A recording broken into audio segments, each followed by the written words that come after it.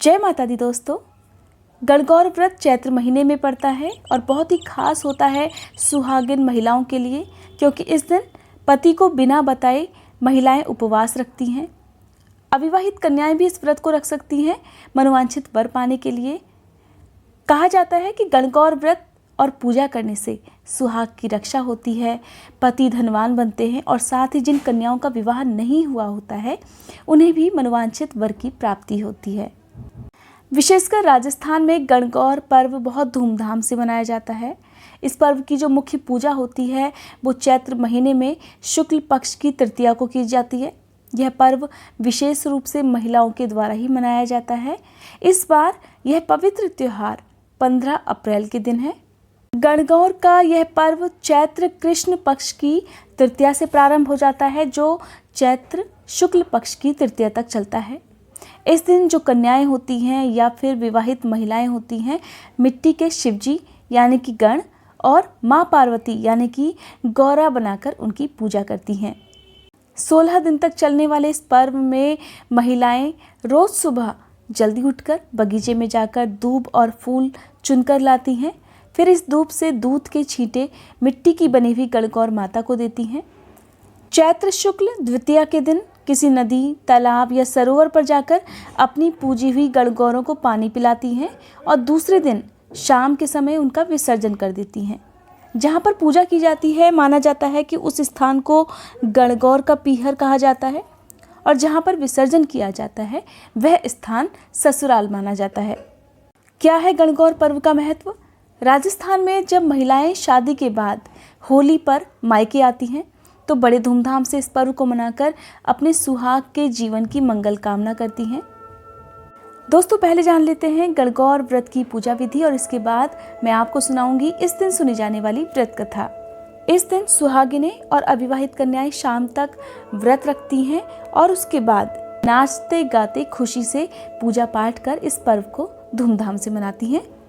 चैत्र शुक्ल द्वितीया को किसी पवित्र तीर्थ स्थल या फिर पास के सरोवर में गौरा जी को स्नान करवाया जाता है। तृतीया के दिन गणगौर माता को सजा धजा कर पालने में बिठाकर नाचते गाते उनकी शोभा यात्रा निकालते हुए उन्हें विसर्जित किया जाता है।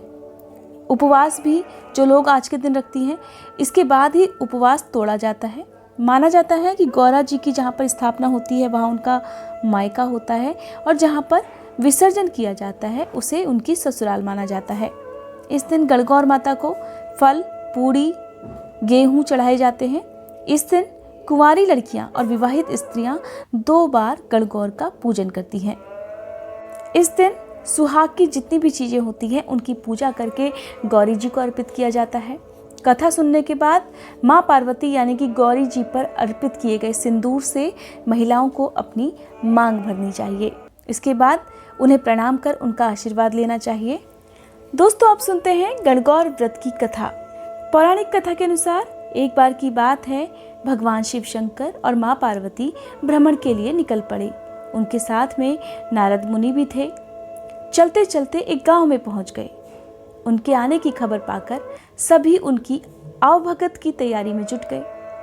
कुलीन घरों से स्वादिष्ट भोजन पकने की खुशबू गांव से आने लगी, लेकिन कुलीन स्त्रियां स्वादिष्ट भोजन लेकर पहुंचती उससे पहले ही गरीब परिवारों की महिलाएं अपने श्रद्धा सुमन लेकर अर्पित करने पहुंच गईं। मां पार्वती ने उनकी श्रद्धा और भक्ति को देखकर अपना सुहाग रस उन पर छिड़क दिया। जब उच्च घरों की स्त्रियां तरह तरह के मिष्ठान पकवान लेकर हाजिर हुई तो मां पार्वती के पास उन्हें देने के लिए कुछ भी नहीं बचा। तब भगवान शंकर ने माँ पार्वती से कहा, आपने अपना सारा आशीर्वाद तो उन गरीब स्त्रियों को दे दिया, अब आप इन्हें क्या देंगी? तब माँ पार्वती ने कहा, इनमें से जो भी सच्ची श्रद्धा लेकर यहाँ आई है उस पर ही इस विशेष सुहाग रस के छींटे पड़ेंगे और वह सौभाग्यशालिनी होगी। तब माँ पार्वती ने अपने रक्त के छींटे बिखेरे जो उचित पात्रों पर पड़े और वे धन्य हो गईं।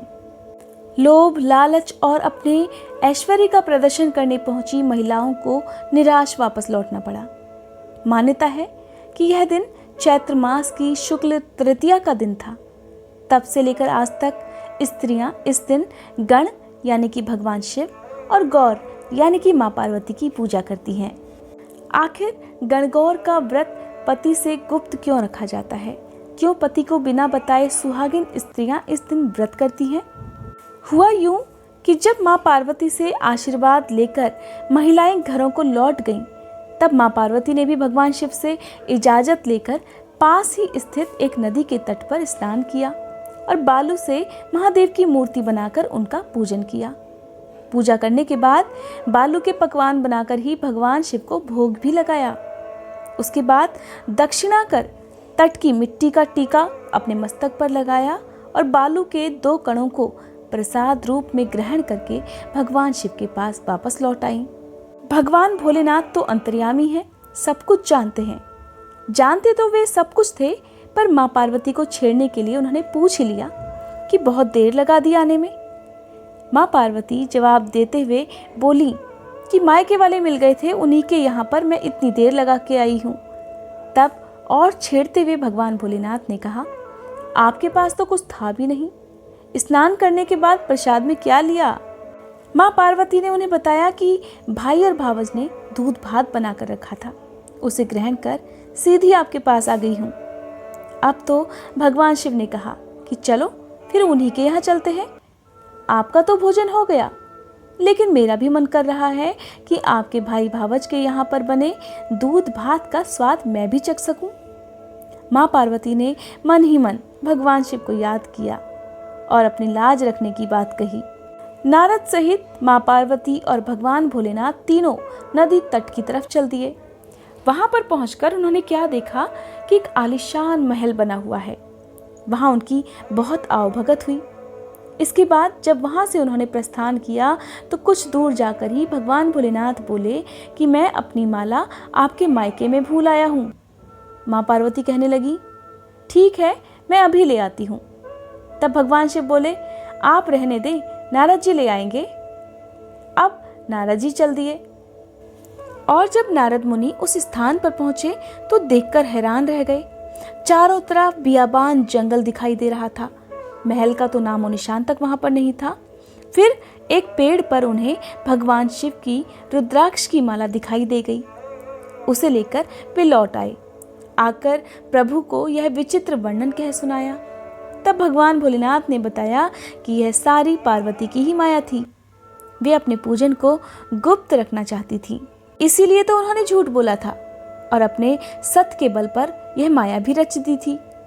यही दिखाने के लिए मैंने तुम्हें वापस भेजा था। तब नारद मुनि ने माँ पार्वती के सामने नतमस्तक होकर कहा कि हे माँ, आप सर्वश्रेष्ठ हैं, सौभाग्यवती आदि शक्ति हैं। गुप्त रूप से की गई पूजा अधिक शक्तिशाली और सार्थक होती है। हे माँ, मेरा आशीर्वचन है कि जो स्त्रियां इस तरह गुप्त रूप से पूजन कर मंगल कामना करेंगी, महादेव की कृपा से उनकी सभी मनोकामनाएं पूरी होंगी। यह थी गणगौर व्रत की कथा। तभी से लेकर गणगौर के इस गोपनीय पूजन की परंपरा चली आ रही है। यही वजह है कि गणगौर का व्रत महिलाएं अपने पति को बिना बताए ही रखती हैं। दोस्तों, यह थी आज की वीडियो। उम्मीद करती हूँ ये वीडियो आप सभी को पसंद आई होगी।